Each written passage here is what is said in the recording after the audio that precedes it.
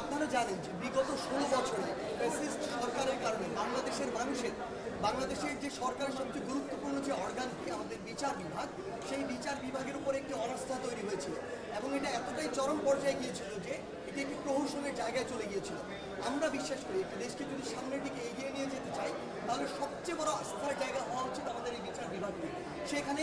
রাজনৈতিক মতাদর্শ প্রতিফলিত হতো, সেখানে কার সাথে কার কোন সম্পর্ক ভালো সেগুলো প্রতিফলিত হতো। সেই জায়গা থেকে যে সত্য এবং ন্যায়ের যে পথ, যেটি আমরা বিচার বিভাগ থেকে প্রত্যাশা করি, সেটা ছিল না। আমাদের জায়গা থেকে প্রথম মনে হয়েছিল আমাদের এই সরকার গঠনের পরে, এই শপথ গ্রহণের পরে সবার প্রতি যে কাজটি করতে হবে ওই বিচার বিভাগে হাত দিতে হবে। এজন্য আমরা আমাদের জায়গা থেকে প্রধান বিচারপতি হিসেবে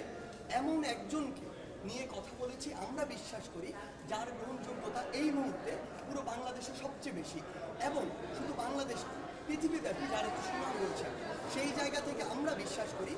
তার প্রতি পুরো দেশের মানুষ তাকিয়ে রয়েছে, কারণ বিচার বিভাগের প্রতি যে অনাস্থাটি তৈরি হয়েছে সেটি অবশ্যই ফিরে আনতে হবে। সেই জায়গা থেকে আমরা বিশ্বাস করি তিনি পুরো বাংলাদেশের মানুষের এই আস্থার প্রতিদান দিবেন এবং পুরো বাংলাদেশে এই বিচার ব্যবস্থাটি আর কোনো রাজনৈতিক আদর্শের ভিত্তিতে নয়, আর কোনো দলাদলির ভিত্তিতে নয়, কিংবা আর কোনো মতাদর্শের ভিত্তিতে নয়, বরং যেটি সত্য,